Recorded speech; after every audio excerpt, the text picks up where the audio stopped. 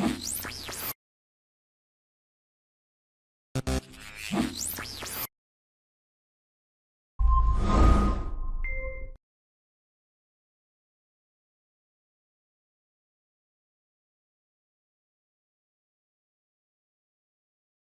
minha ligação com o Arujá começa uns 4 anos antes de eu nascer. Meu pai, em 1952, comprou uma propriedade rural, aqui na época rural, a famosa Granja Monteiro, em frente ao Arujazinho 4. Eu nasci em São Paulo, mas ele vinha quase todos os dias ali da região da Água Rasa, perto do Jardim Anália Franco, e voltava para São Paulo. Eu nasci 3 anos depois, em março de 55, na Água Rasa, no bairro da Água Rasa, que é muito próximo. Hoje o que é mais famoso é o Jardim Anália Franco. Aí meu pai havia comprado e eu havia nascido. Nasci em março de 55, como eu disse. Em março de 56, faltando uma semana para eu completar 1 ano, meu pai resolveu vir definitivamente para cá. Então, na verdade, eu moro em Arujá desde março de 1956. Isso significa 63 anos. Nós morávamos numa área rural, sem iluminação, sem luz elétrica, sem fornecimento de água. E ali nós crescemos num sítio, nesse ambiente. Meu pai era técnico agrícola, formado em Jaboticabal. Minha mãe abandonou o curso de professora, que ela veio retomar depois de avó, já em 1982, e aposentou-se como professora. Muita gente lembra dela, Dona Maria da Glória. Trabalhou muito tempo no Amadeu de Ângeles.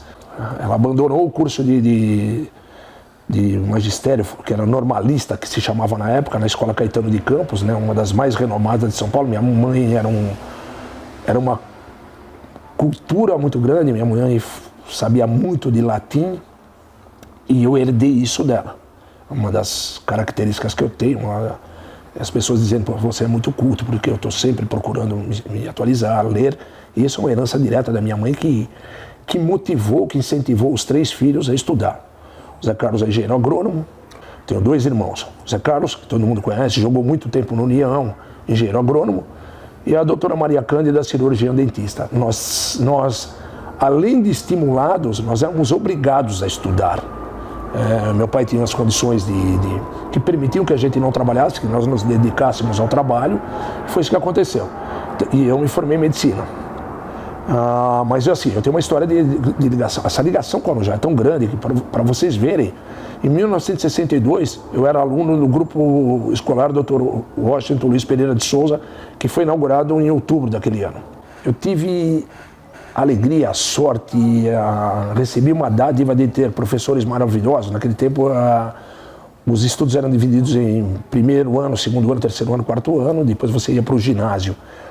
E são professores que até hoje também motivaram o meu amor pelos estudos. Dona Georgina Barbosa, 1º ano, Dona Nair no 2º, o professor José Damas Nogueira no 3º e o Rui Mercadante Faria no 4º. Nesses 4 anos, eu fui o melhor aluno da classe no 1º, no 2º e no 4º. No 3º ano, fiquei em 3º lugar, o Inocêncio, que tinha uma farmácia, que todo mundo conhece, o Inocêncio Rodrigues do Prado, um irmão que eu tenho até hoje, uma pessoa que eu adoro, foi o 1º, e a Yoko, uma moça que está radicada no Japão, foi o 2º, e eu fui 3º, com 2 pontos de diferença do 1º para o 3º. Mas é uma coisa que me angustia até hoje. E o que acontece? Desde menino, talvez por causa de uma asma que eu tinha, uma asma famosa, que todo mundo sempre tinha um remédio e uma simpatia para tentar curar essa minha asma. Eu não podia me dedicar a esforços físicos, por exemplo, futebol, que é uma paixão. Eu não poderia, eu cansava, não tinha bombinha naquele tempo. Naquele tempo nós tínhamos que tomar um medicamento chamado Filinasma, demorava 3, 4 horas para fazer ação. Não podia andar de bicicleta, não podia nadar, quer dizer, então o que eu podia fazer? Ler. Eu aprendi a ler com 5 anos de idade. Eu adorava automóveis, carros, conhecia os carros naquela época, já conhecia, colecionava álbuns de figurinha, que era uma coisa muito comum, uma prática muito comum, criançada e os jovens colecionarem figurinhas. E existiam figurinhas de futebol, figurinhas de conhecimentos gerais, e de automóveis, por aí e vai. E eu colecionava, recortava jornais, anúncios dos jornais de automóveis. E como eu disse, eu fui o primeiro aluno, em 1963, eu fui agraciado como o melhor aluno da classe. E também de toda a escola, eu ganhei 2 prêmios. E fui para o segundo ano com muita expectativa que as pessoas tinham em mim. E aí quando começou aquela conta de dividir, e eu adorando, falei, vou fazer engenharia porque eu gosto de carro, eu vou construir carros. Quando começou aquela conta de dividir, que tinha aquela chave que parecia um L grande, eu empaquei ali, eu não conseguia sair daquilo. E eu, de melhor aluno, passei a ficar de castigo.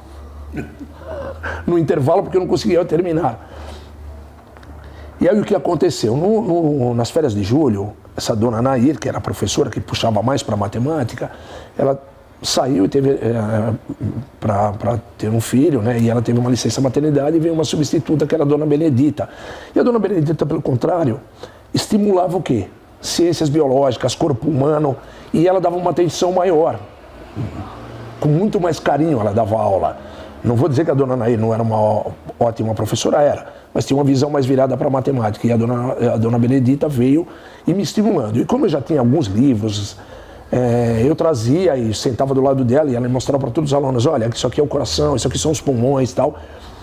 E aquilo me gerou uma curiosidade muito grande acerca do corpo humano. Bom, aí, como você falou, fui para o ginásio. Ginásio já no René, em 1971. Inauguramos o René, eu estava na inauguração do René. E aí terminei como um aluno normal, mas só que tive uma outra felicidade. Tive como professora uma das figuras mais marcantes da minha vida, que é a professora Alda Martins Sonsini. Era notório, todo mundo sabia que a dona Alda não fez medicina e se frustrou. E ela projetava em alguns alunos o desejo pela medicina, o interesse pela medicina. E eu já possuía esse interesse. E aí a dona Alda, estimulando mais, não, Zé Luiz, e além de tudo, ela ainda era, a família dela era amiga da família dos meus pais lá na Água Rasa. E coincidentemente veio morar aqui em Arujá. Uma ótima professora. E aí foi que eu fixei mesmo, vou ser médico. E aí, como você falou, naquela época, com 20 anos, em 75, qualquer faculdade de medicina tinha esse vestibular, uma procura de quase 30 alunos, 40, 50 para cada vaga. Aí eu acabei não entrando em medicina, fiz odonto, não gostei, desisti, passei a estudar sozinho e entrei em medicina. Aí fui fazer medicina em Taubaté, na faculdade de medicina de Taubaté, que depois se transformou em Unital, por uma série de problemas lá, administrativos e tal. Bom, fiz neurologia e entrei na faculdade exatamente para fazer 2 coisas antagônicas, mas uma coisa nesse polo e uma nesse. Uma, trabalhar nos Médicos Sem Fronteira.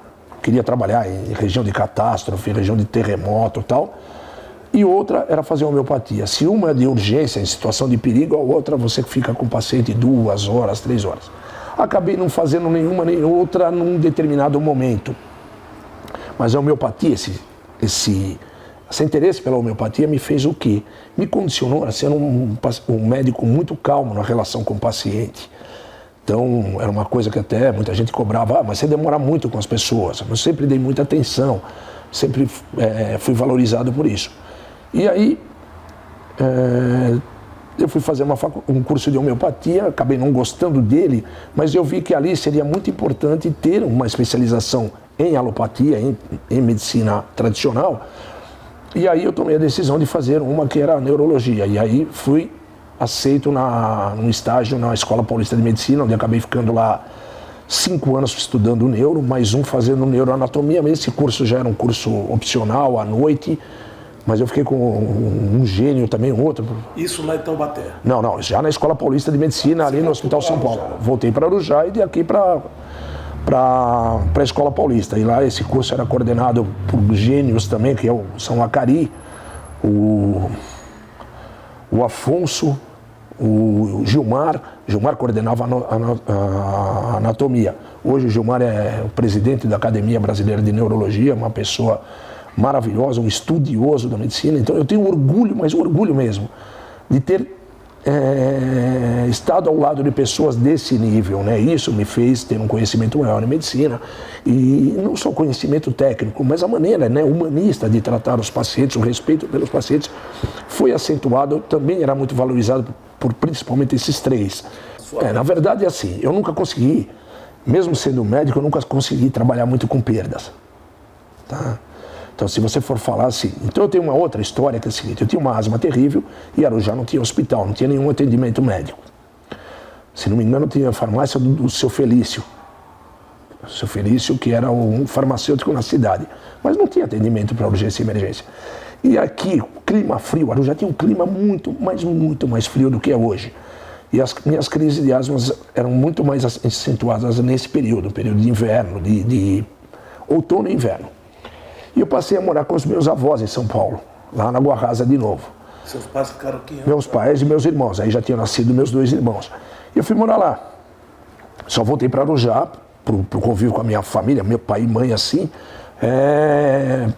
para voltar para a escola. E então assim, eu acabei tendo um carinho muito grande, um amor, uma ligação muito grande com meus avós. Fique à vontade. E, como eu falei, as perdas para mim são muito difíceis, a saudade é muito grande. Isso vem de portugueses, né? Talvez o sentimento exacerbado. Bom, e aí então, para falar do meu pai, eu tenho que falar uma coisa. Meu pai é uma das pessoas, que tem umas 3 pessoas antigas em Arujá, que dizem que meu pai foi o maior jogador que vestiu a camisa do União. Meu pai era um craque de futebol, uma pessoa que sabidamente ele não foi profissional porque ele não era uma pessoa ambiciosa, era uma pessoa que gostava muito mais de ficar num sítio, cuidando de animais, cuidando desse tipo de situação. Como é que foi essa perda? Você vai querer... Não é que eu não quero, eu vou chorar. Tá, fique à vontade. E o orgulho de ter meu pai foi tão importante que aos 17 anos eu deixei de jogar futebol com o pessoal da minha idade para jogar com ele no condomínio Arjazinho. Por problemas familiares depois, com o relacionamento com a família do meu pai, ele acabou entrando numa depressão e faleceu com 57 anos. Novo. Teve os últimos anos de vida assim, caiu muito a qualidade por causa da depressão, uma coisa que me machuca muito. E sinto muita falta dele, claro, né? Mas a vida dele, a ida do meu pai, né, a passagem do meu pai me ensinou uma coisa. Meu pai era uma pessoa muito ansiosa, se irritava com muita coisa. E eu aprendi uma coisa. Aprendi que não vale a pena se irritar com nada nessa vida. Você tem que resolver seus problemas, não adianta levar para casa. Falo para minha esposa, para casa a gente só leva o pão e o leite. O jornal, até o jornal você lê na internet, então não precisa levar problema para casa. Eu aprendi isso. Então muita gente estranha, acha que eu tenho uma vida perfeita, uma vida extraterrena, porque todo mundo sempre me vê sorrindo, brincando, com carinho pelas pessoas, beijando, abraçando e tal. Tenho meus problemas, minhas angústias, minhas ansiedades, tenho, mas aprendi com a perda do meu pai que não vale a pena supervalorizar isso. Quando o René foi inaugurado, né, houve a indicação de um diretor para cá, e quem foi indicado foi o professor Eufli Gomes. E naquele tempo, eu estou falando de 1971, faz 48 anos, é isso, né? Naquele tempo não havia essa profusão de professores, era difícil conseguir professores, atrair professores para Arujá. E a família do professor Eufli era muito relacionada com a educação. A dona Rose, esposa dele, professora, a dona Reufla, professora. E o Eufli tinha um primo que havia abandonado um trabalho, uma carreira no Banco do Brasil, e resolveu se aventurar em uma outra situação de comércio, não deu certo. E existia uma lanchonete no Eufli, no mesmo lugar que está até no René, está até hoje. Aí o seu Darcy foi convidado para vir e ganhou a lanchonete. Naquele tempo não tinha isso de licitação, não tinha esse tipo não tinha essas divisões, essas preocupações. Quer dizer, eu sou diretor e eu indico quem vai ficar na lanchonete, né? E a dona Cida, uma pessoa maravilhosa, que é a mãe da minha ex-esposa, né, que eu me separei depois de um tempo, também uma pessoa maravilhosa, uma professora muito dedicada, que atingiu o nível também de diretora de escola, e veio para cá. E, na verdade, como eles vieram de Monte Aprazível, na região de São José do Rio Preto, a Regina, que foi minha esposa, ela não veio num primeiro momento. Ela estava estudando lá, ela tinha uma turma, era adolescente, quis ficar com as amigas lá e tal. E depois ela acabou vindo, nós acabamos namorando, eu acabei casando, tive 3 filhos com ela. Uma médica, que é a Lívia, que mora em Tubarão, no litoral sul de Santa Catarina, o Guilherme, que trabalha em Florianópolis, tem uma pousada em Florianópolis, e o Henrique, o mais novo, que mora na Inglaterra, já mora na Inglaterra há algum tempo, mora em Manchester, ele trabalha lá. Bom, eu fui casado e tal, e aí acabei me formando em medicina, por esses desígnios da vida, acabei me separando e tal, e passei a fazer, aí depois de separado que eu fui fazer a residência, voltando àquela história que eu falei da convivência com aqueles professores na Escola Paulista. Bom, e aí acabei começando a namorar e me casei com minha segunda esposa, com quem eu tenho 2 filhos, o Nuno, 16 anos, e o Fernando, 12 anos. E minha esposa é ginecologista, né, gineco-obstetra, né, uma pessoa muito dedicada, estudiosa, não tem medo de trabalhar, e fazendo sempre parto, fazendo cirurgias e tal.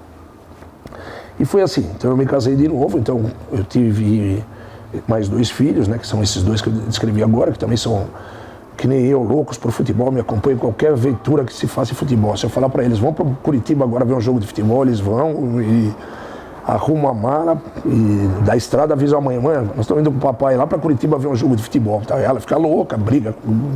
Isso te faz lembrar do teu pai? Claro, né? São momentos bons, né? Muito bom, que eu quis sempre dedicar aos meus filhos. Se eu não pude dedicar os 3 primeiros por causa de uma separação, toda separação é dolorosa, porque também não vou entrar nesse mérito agora de discutir, mas eu não tive o direito de conviver com meus filhos. Eu acho que isso é uma compensação agora, atual, né? Eu estou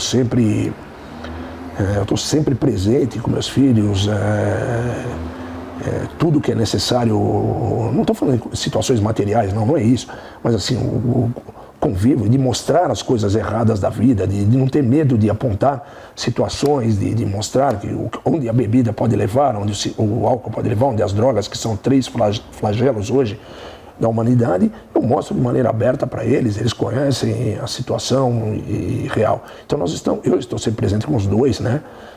Existem desígnios, para quem acredita em Deus, desígnios de Deus que talvez a gente não vá nem nunca entender o que acontece com a nossa vida e os porquês de algumas situações. A ciência explica muita coisa, explica. Mas tem muita coisa que a gente não consegue explicar. Cada um acredita, tanto é que existem várias religiões que mostram como você pode chegar a Deus. E filosofando, a vida é maravilhosa. As pessoas que você conhece, a grande maioria das pessoas que você convive são pessoas maravilhosas, pessoas boas, pessoas bem intencionadas. Só que a vida é muito curta. Tanta coisa para você fazer. Tanta coisa para você fazer na vida. Você não vai me falar que você queria ser jogador. Não, porque eu tive um senso crítico, sempre tive senso crítico. Eu sempre adorei futebol, jogo até hoje com 64 anos, pelo menos uma vez por semana eu estou no campo de futebol jogando. Eu adoro futebol, eu coleciono camisas de futebol, eu coleciono distintivo de metal, eu sou médico da Portuguesa há 17 anos, gratuitamente, eu pago para trabalhar por uma série de razões, uma é o prazer de estar ajudando meu time do coração, outra é ter o direito de criticar quando houver uma necessidade, porque eu me dedico a isso. Meu avô, por exemplo, deu dinheiro para comprar o Canindé. Meu pai deu dinheiro e tijolos para construir o estádio, quer dizer, eu faço a minha parte. Olha aqui, então já que você está perguntando, frustração terrível, não tocar nenhum instrumento. Eu adoro música. Sou fanático por música, principalmente por blues, jazz, rock and roll e música popular brasileira. Sou fanático, quer dizer, eu não consigo viver sem escutar música. Eu sou fanático por gibi de história em quadrinho. Com 64 anos de idade eu ainda compro gibis e compro gibis antigos. Eu tenho uma coleção de gibis, minha casa é um museu. Eu tenho mais de 1.200 camisas de futebol, que é uma coleção de mais de quase 40 anos. Distintivos de metal, que são uma moda ainda na Europa, eu tenho mais de 3.000. Gibis eu tenho demais. Nos gibis, qual é o teu personagem predileto? Pato Donald, Tio Patinhas? Não, Tio Patinhas não. Eu sempre gostei muito muitos deles. Banzé, Tico e Teco, Mickey, um grilo falante que era consciência, eu acho muito legal aquele lance dele ser consciência. A malandragem do Zé Carioca, que mais? Do Disney, por exemplo, falando do Disney, Mowgli, que ele quadrinizou e fez o filme, né? Não é dele, né? Mas dele. Os justiceiros em geral, os justiceiros não, né? Justiceiro não. Zorro, por exemplo, os dois Zorros, tanto o que andava com o tonto como o de capa e espada. Fantasma, eu adoro. Tarzan. Não muito, sempre gostei de animais, sempre gostei da África e tal, mas Tarzan não muito. E os gibis do Maurício de Souza, né? Adoro. Eu tinha na minha coleção, eu tinha na minha coleção do número 1 até o tal número lá, depois foram roubados quando meu pai faleceu no sítio, o sítio ficou um pouco abandonado e eu os perdi. Mas eu adoro gibi de história em quadrinho, eu adoro música, que nem eu falei. Então música é uma frustração. Não ter alguns gibis, outra. Qual mais? Por exemplo, inveja. É um dos 7 pecados capitais? Pode ser, mas eu tenho inveja de 2 tipos de gente. Padeiro. Você já viu a mágica que é fazer pão? Você já viu a mágica que é fazer pão? Você misturar água, farinha, fermento e botar no fogo uma coisa amorfa e vira um alimento santificado, sagrado. Como é que um cara faz um pão? É mágico para mim. Você gostaria de ser padeiro? Não, eu gostaria de saber fazer pão. Tá. Sabe? Mas até arte de ser panificador. E o outro? Outro, são mais 2, na verdade são 3 invejas que eu tenho. Sapateiro. Você já viu o cara pegar uma peça de couro amorfo? Você não tá brincando, é verdade. Não, é sério, pô, eu não vou brincar. O cara pega um pedaço de couro desse tamanho e faz uma obra de arte que é um sapato. É bonito, né? É lindo aquilo, eu adoro sapatos. Eu acho uma mágica o cara que faz sapato. É mágico. O cara que faz sapato não é desse planeta. E outro, marceneiro. O cara pega um pedaço de madeira e vai lá com um cinzel, com um martelinho, com alguma coisa, com aquelas peças lá, e faz um móvel, faz um banquinho, faz uma mesa. A importância disso na nossa vida. As coisas simples são simples. Mas imagina a arte, ter o dom de você pegar e a tua mão fazer isso, executar. Você imagina um cara tocar piano. Isso aqui, perdão, que Deus me perdoe, mas eu tenho inveja desses caras. Tudo isso daí, você se revoltou algum dia contra alguma coisa ou contra alguém? Não posso falar. Não pode. Ah não, porque eu sou um revoltado. Meu pai dizia que eu já era revoltado quando era criança. Eu sempre fui um cara... Eu pensei muito, eu não sei se eu sou melhor ou pior que alguém, mas eu penso, eu sou um cara explosivo, já me revoltei com um monte de coisa, já me revolto com ações, com covardia. Eu não suporto racismo, nós somos iguais todos perante a Deus. Somos irmãos, não importa se o cara é negro, se o cara é índio, se o cara é japonês, se o cara é de outro país. O cara é meu irmão e eu tenho que respeitá-lo. O machismo de o cara ser violento, preconceito contra qualquer coisa, isso é uma coisa que me revolta. Atos, palavras, posições, posturas, me revoltam muito, me incomodam muito, sim. Me incomoda a ponto de eu entrar em briga em blog. Hoje minha função aqui de prefeito não me permite isso. Estou sendo domesticado ainda. Você já foi revoltado com a política também? Você quer me botar numa fogueira? Eu estou sabendo que já foi. Não, eu não fui, eu sou. Todo mundo sabe que uma vez existe um filósofo, eu não lembro qual, que disse que o homem é um animal político. Todos os nossos atos são políticos, mesmo que você não assuma a política, um cargo político. Pior que isso, mais importante que isso, eu sou um animal ideológico. Eu discuto ideologia, eu tento aprender para poder discutir. Isso revolta, é injustiça social. Por que tantas pessoas têm tanta coisa e cada vez mais tente acompanhar assim, cada vez mais, menos gente tem muito mais do que mais gente. Os problemas sociais são de onde? Na injustiça social. Não vai ter paz enquanto não houver justiça social. Sabe? Revolta-se. Quando é que você consegue ler, por exemplo, eu não tenho agora nenhum momento aqui, as atrocidades do nazismo, as atrocidades do Stalin na União Soviética? Como é que você consegue ver um cara que é líder, que vai conduzir um povo, que vai lutar pelo bem-estar do povo, ser um assassino, tirano, Pol Pot no Camboja, 1 milhão de pessoas assassinadas? Pinochet no Chile matavam pessoas porque se interessavam em ler um cartaz que falava em greve geral. Só o fato de o cidadão ler aquilo já era motivo para ser torturado e muitas vezes morto.